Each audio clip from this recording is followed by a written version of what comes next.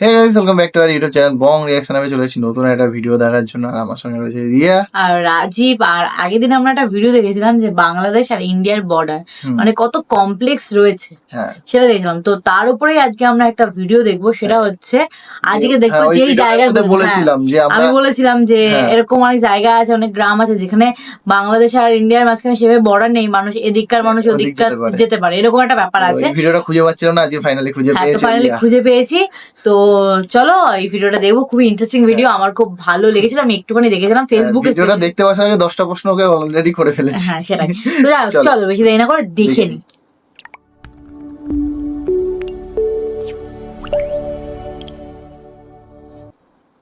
BSF যেই থাকে তা আমরা ওখানে যাইতে পারি না। যখন দেশটা ভাগ হলো তখন ফুফাতো ভাই কিন্তু পড়ে গেল ভারতের মধ্যে, আর এখানকার মামাতো ভাই পড়ে এলো বাংলাদেশের মধ্যে। অর্থাৎ দুই ভাই দুটি দেশের মধ্যে পড়ে গেছে, একজন ভারতে একজন বাংলাদেশে।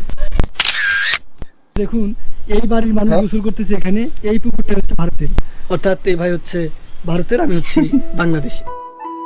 বাংলাদেশের মোট আয়তন 1,47,570 বর্গ কিলোমিটার।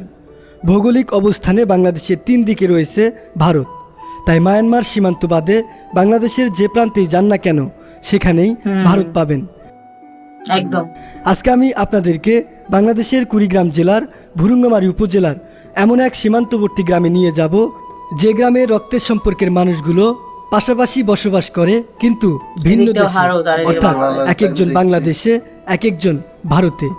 আসসালামু আলাইকুম এভরিওয়ান, আশা করি আপনারা সকলে ভালো আছেন। তো আমি আজকে এমন একটা ইন্টারেস্টিং প্লেসে আসছি যেটা দেখার পর আপনি অবাক হয়ে যাবেন, অর্থাৎ বিস্মিত হয়ে যাবেন। তো আমি এখন আছি হচ্ছে বাংলাদেশের কুড়িগ্রাম জেলার ভুরুঙ্গামারী উপজেলার একটি সীমান্তে।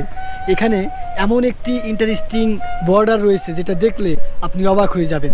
তো এখনই আপনাদেরকে দেখাবো, তো ভিডিওটি শেষ পর্যন্ত দেখতে থাকুন, অনেক মজা পাবেন। তো আসুন দেখা যাক। যাই হোক, আমি এখন আছি হচ্ছে বাংলাদেশের গ্রামে। এই যে এটা বাংলাদেশের বাড়ি, এই যে বাড়িটা দেখতে পাচ্ছেন এটা হচ্ছে বাংলাদেশের শেষ বাড়ি, অর্থাৎ এরপরে হচ্ছে ভারতের ভূখণ্ড শুরু। এই যে বাংলাদেশের বাড়িটা আপনাদেরকে দেখাইলাম, আসো বাংলাদেশের বাড়ি। আর এই দিক দিয়ে আসো,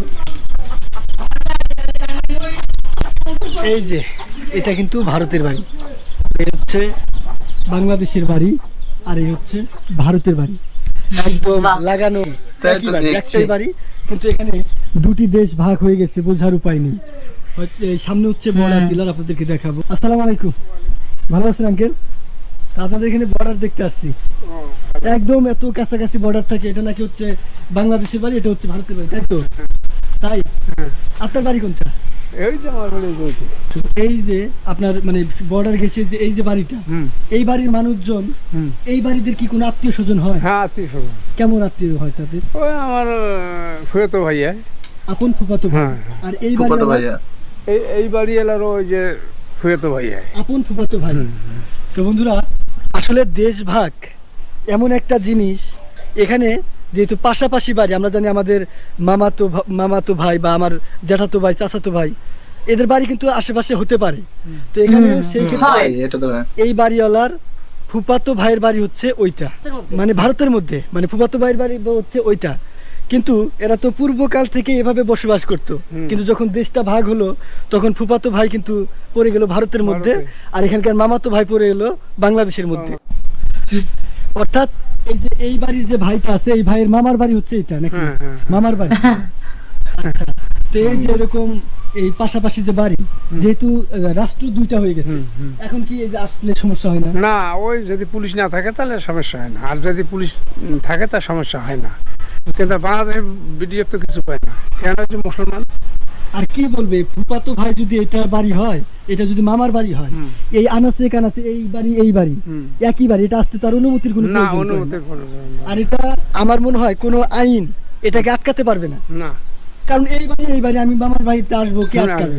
একটু খালি লুকোচুরি করে আসলে। কিন্তু আমরা ওখানে যাইতে পারি না। হ্যাঁ, এটা অবশ্য ঠিক। হ্যাঁ, ওদের বিএসএফ যেই থাকে তা আমরা ওখানে যাইতে পারি না। বিএসএফ এর গার্ড সবসময় থাকে। হ্যাঁ, আর যদি ওরা যদি আমাদেরকে পায় তাহলে তো এমন পিটিয়ে সে পিটিয়ে আর বাম্মা নেই, আর কোন ভাঙি দিবে। সত্যি এটা হয়, কারণ বর্ডার এলাকা না, মানে বিএসএফ এর মানে টহল রুম একদম কড়া গার্ডের দ্বারা। হ্যাঁ, গার্ড থাকে। এখানেই মামাতো ভাই দাঁড়িয়ে আছে, কিন্তু এই ভাইয়ের ফুফাতো ভাইটা হচ্ছে ভারতের বাড়িতে এখনো আছে। এদের মধ্যে দেখা সাক্ষাৎ হয়, কথাবার্তা হয়, সবই হয়, কিন্তু দুই ভাই দুই দেশের নাগরিক। তো আসলে বর্ডার পিলারটা কোথায়, মানে সীমানা? আমি এমনি তো বাড়ির পাশাপাশি থাকলে এই যে ভারত বাংলাদেশ কেমনি বুঝবো? ওই ভারতে ওই পাশে পিলার আছে, তো আছে। আমাদের একটু দেখেন। আসেন। তো আমরা এখন এই মানে বর্ডার পিলারটা দেখবো, আমাদেরকে দেখাচ্ছি ঘুরে ঘুরে। এই যে একটা এই ইন্ডিয়া, এই যে একটা বাংলাদেশ। এই টিনের ওদিকটা হচ্ছে হ্যাঁ। ইন্ডিয়া। এটা বাড়িরই টিন মনে হচ্ছে। গার্ড কোথায় ঘুরে বেড়ায় এইটুকুনির মধ্যে? আরে, রাস্তা আছে নিশ্চয়ই, রাস্তার মধ্যে ঘুরে বেড়ায় গার্ড ফাট। তো আসলে এরকম এটা তো বাড়ি। সীমানাগুলো ভারত পিলারটা বাংলাদেশ দেখলে বুঝতে সীমানাগুলো পারবো। নদী বন জঙ্গল দিয়ে কিন্তু অতিক্রম হয়ে গেছে। সীমান্ত পিলার এই তো জঙ্গলের ইয়ে পড়ে গেছে। এই দেখেন এই যে দেখেন, আচ্ছা, এটা বাংলাদেশের প্ল্যান। এই হচ্ছে বিডি, অর্থাৎ এই হচ্ছে ঘর। বাংলাদেশ। আঙ্কেলের বাড়ি ধরা চলে, আর ওই হচ্ছে আরেক ভাইয়ের বাড়ি যেটা পড়ে গেছে ভারতের মধ্যে। এই যে দেখুন সীমান্ত পিলারটা এখানেই একদম কচু গাছের জঙ্গলের একদম নিচে পড়ে গেছে, যেটার খোঁজ কেউ রাখে না। অর্থাৎ Border এনারা নাকি? কিন্তু জানেও না আসলে ভারত বাংলাদেশ, মানে খোঁজও নাই, এটা পিলারের তো খোঁজ রাখার কোনো বিষয় নেই। তো দেখতে পাচ্ছেন এই হচ্ছে এক ভাইয়ের বাড়ি, এই হচ্ছে এক ভাইয়ের বাড়ি, অর্থাৎ দুই ভাই দুটি দেশের মধ্যে পড়ে গেছে, একজন ভারতে একজন কি অবস্থা! বাংলাদেশে। এই মানুষগুলোর কাছে দেশভাগ ততটা গুরুত্বপূর্ণ নয়, কেননা তার ঘরের পাশ দিয়েই চলে গেছে আন্তর্জাতিক সীমারেখা, অর্থাৎ তার ঘরের সাথে সেটাই। অন্য আরেকটি দেশ, আর সেই দেশেই বসবাস করে তার আপন ফুফাতো ভাই। তাদের ঘর একে অপরের ঘরের সাথে লাগানো, কিন্তু দুইজন দুই রাষ্ট্রের নাগরিক। কাগজে কলমে তারা দুই দেশের নাগরিক হলেও রক্তের সম্পর্ক তো ছিন্ন হয় না, তাই তো অবাধেই যাতায়াত করে এক ভাই অন্য ভাইয়ের বাড়িতে। কষ্ট না দেখতে যাই হোক, আমরা এই সীমান্তটা দেখলাম, অর্থাৎ মামাতো ভাইয়ের সাথে মানে এই বর্ডারগুলো দেখতেছি, মানে এই বাড়ির যে ভাই আছে তার মামাতো ভাই। দেখুন পাশাপাশি দুই বাড়ি, একই বাড়ি। এই যে এক ভাই ঘুরে বেড়াচ্ছে বর্ডারের জিরো লাইন দিয়ে, বাংলাদেশ দিয়ে, আর এক ভাই কিন্তু হচ্ছে এই পাশে হচ্ছে ভারতের মধ্যে। তাহলে ওই পাশে মাচার বাসটা ঢুকে গেছে এদিকে। আপনাদেরকে যদি দেখাই, এটা আমি অত কি আর এখান বলা দিয়ে যায়? যাচ্ছি, কিন্তু এই দিকটা এলে যে আমি এখন ভারতের মধ্যে। এই তাহলে হচ্ছে বাংলাদেশ, এইটুকুনি ডিফারেন্স নাকি? আঙ্কেল আছে এখন বাংলাদেশে, আর আমি কিন্তু হচ্ছে এখন ভারতের মধ্যে। ভাইয়া যেখানে হাঁটছিল ওটা তো 0 পয়েন্ট। ঢুকে গেল তো ভারত এই থেকে। ভারতের বাড়ি থেকে আসলো তোমার ভারতে? আচ্ছা, তো বন্ধুরা দেখেন ভারতের মানুষের সাথে দেখা হয়ে গেল। আমরা যখন এদিকটা দিয়ে হাঁটছিলাম তখনই কিন্তু এই ছোট ভাইটা কিন্তু এই দিক দিয়ে উকি দিচ্ছিল, অর্থাৎ ভারতের মানুষ উকি দিচ্ছিল। নাম কি তোমার? সাইদুল। ভারতের মধ্যে পড়ে গেছো। এটা তোমার কি হয়, আত্মীয় ভাই লাগে। ভাই? তোমরা এই বাড়িতে যাও না? যাই আসা যাও করি ভর্তি কোনো সমস্যা হয় না? না। আসলে যাই হোক, এটা মানে অনেক শান্তশিষ্ট একটা বর্ডার, আর এখানে বিএসএফ বিজিবি খুব করার নজরদারিতে রাখে। কোনো মানে আছে রাস্তাতে আছে। রাস্তাতে বিএসএফ আছে। একই মানুষ আমরা, কিন্তু আচ্ছা, দুজন রাস্তা কিন্তু দিয়ে আসতে গেলে দুইটা পড়বে। ভূখণ্ডের মানুষ, অর্থাৎ এই ভাই হচ্ছে বাড়ির পাশাপাশি ভারতের, তো আর আমি হচ্ছি ওইভাবে আর বাংলাদেশের। বাড়ির গলির মধ্যে ঢুকে থাকবে না বিএসএফ। ভালো থাকবেন, সেটাই কথা। ধন্যবাদ। এই তো, মানে একটু দেখা সাক্ষাৎ করে চলে গেল ভারতের মধ্যে। তো আমরা এখন এই সাইড থেকে বাংলাদেশে চলে যাব, আর এটা হচ্ছে ভারতের বাড়ি, আর এক ভাইয়ের বাড়ি। তাই নয়, এখানকার বর্ডারটা পুরাটাই একদম অ্যাডভান্স লেভেলের বর্ডার। এই যে এদিক গেলে দেখুন, মানে এখানে কয়েকটা বাড়ি আছে যেটা সম্পূর্ণ ভারতের যেগুলো, আর এখানে আমরা ওই দিকটাই যেতে পারতেছি না, কারণ এই বাড়িগুলোর পিছনে হচ্ছে বিএসএফ মানে গার্ড দিচ্ছে, ওখানে গেলে সমস্যা হবে। আবার এই পাশেও আমাদের বাংলাদেশের বিজিবি আছে এখানে, মানে এই জন্য আমরা ওই দিকটাতে যেতে পারতেছি না। আমরা বাংলাদেশ দিয়েই ঘুরতেছি, আমরা বাংলাদেশ দিয়ে ঘুরে আপনাদেরকে ভারতের গ্রামটা দেখাচ্ছি। সমান বর্ডার না তো, যে এক লাইনে না তো, এই দিকে এদিকে ওই আছে। হচ্ছে ভারতের বাড়িঘর, আর এটা হচ্ছে ভারতের পুকুর। এই হচ্ছে জিরো লাইন, অর্থাৎ পিলার বরাবর যে আমরা রেখে আসছি সোজা এসে, এটা হচ্ছে বাংলাদেশের পুকুর। ভাইয়া তাই না? তুমি বাংলাদেশের পুকুরে গোসল করছো, আর এটা ভারতের।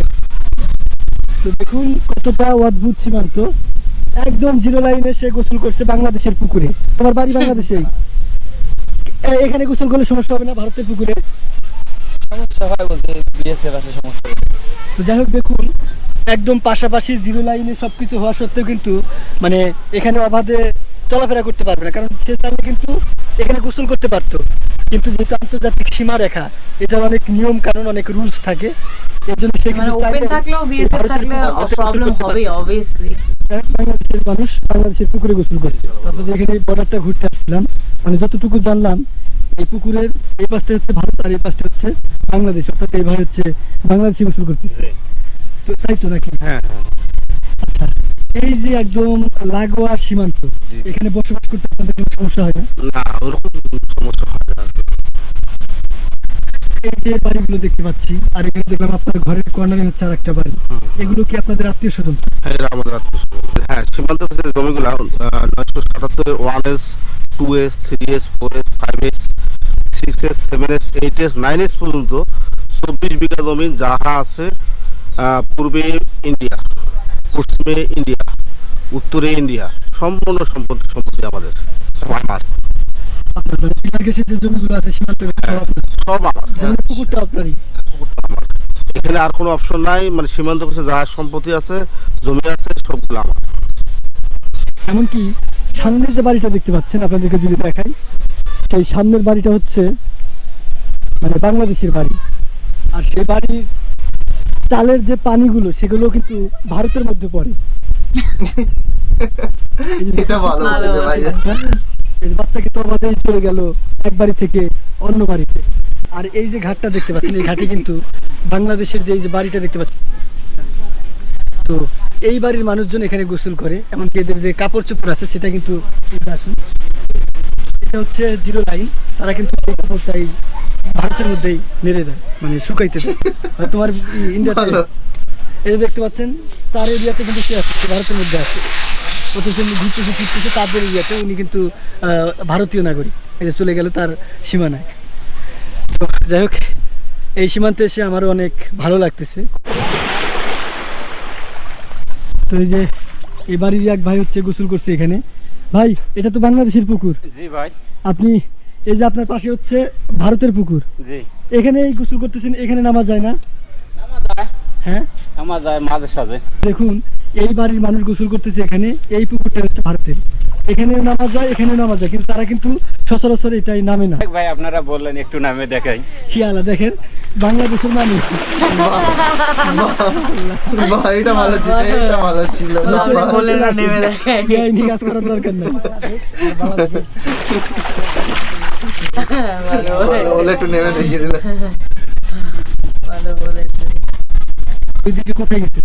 ওর একটা বন্ধু আসবে তো ইন্ডিয়া থেকে, মানে আপনার ভারতের বন্ধু দেখা করতে আসবে। বাহ, তো বন্ধুরা, আপনারা শুনতে পেলেন, মানে যেহেতু পাশাপাশি বাড়ি, পাশাপাশি সবাই, তার বন্ধু তার সাথে একটু দেখা করতে আসে, তো সেই জন্য সে গেছিল একটা বন্ধু মানে তার সাথে তো বন্ধুরা, এই ছিল আজকের ভিডিও। এই সীমান্ত থেকে, এই সীমানা ঘেঁষা গ্রাম থেকে এখন চলে যাব, আর ভিডিওটি কেমন লাগলো তা অবশ্যই কমেন্ট বক্সে জানিয়ে দেবেন। সত্যি মানে কমেন্ট করে জানাও কাদের বাড়ি এরকম আশেপাশে এইরকম কেউ এরকম জায়গায় জায়গায় সীমান্ত। ঘুরতে যাও নাকি? হ্যাঁ, এরকম সীমান্ত বরাবর, মানে একদিকে ইন্ডিয়া একদিকে বাংলাদেশ, এরকম আছে নাকি? তো হ্যাঁ, জানাও। যদি কারোর বাড়ি আশেপাশে থাকে তাহলে আমরা বাংলাদেশে গেলে আমাদের ঘুরে দেখাবে। একদম একদম। আমার খুব বেশি ভালো লেগেছে, মানে কি ভিডিওটা ভালো লেগেছে। লাস্টেরটা বেশি ভালো লেগেছে। উনি বললো যে আপনি বললেন বলে তাহলে আমি একটু স্নান করে দেখাই, ইন্ডিয়ার মধ্যে ঢুকে গিয়ে স্নান করে নিই। এক ঝাঁপ ইন্ডিয়াতে, বাংলাদেশ থেকে এক, ব্যাপারটা হলো কি বলতো, বাংলাদেশ থেকে ইন্ডিয়াতে এক ঝাঁপ।